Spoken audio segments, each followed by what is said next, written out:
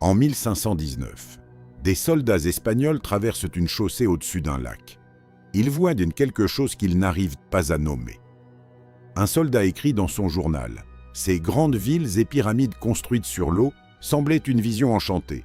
Certains de nos soldats demandaient si ce n'était pas un rêve. » Ce qu'ils voyaient, c'était Tenochtitlan, fondé en 1325 sur une île du lac Texcoco, sans roue, sans cheval, sans animal de transport. Et pourtant, entre 500 000 et 700 000 habitants. Plus grande que Londres, plus grande que Paris, plus grande que Séville. À la même époque, une ville construite sur l'eau, reliée au continent par 3 chaussées monumentales. Des aqueducs en pierre double pour amener l'eau douce depuis les montagnes jusqu'à l'île. Mais voici ce que personne ne te dit.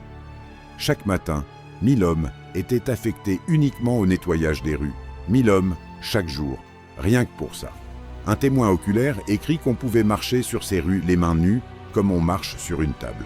Pas une seule épidémie n'est mentionnée dans les codex aztèques avant l'arrivée des Espagnols. La première grande maladie connue au Mexique, la variole, apportée par eux, est le marché de Tlatelolco. Hernán Cortés, le conquistador lui-même, écrit à son roi Charles V « La place du marché est 2 fois plus grande que Salamanque. 60 000 personnes chaque jour viennent y acheter et vendre. » Les pyramides dépassent la cathédrale de Séville, puis il conclut « Et retenez bien ces mots, en Espagne, il n'y a rien de comparable. » Celui qui venait la détruire reconnaissait sa grandeur.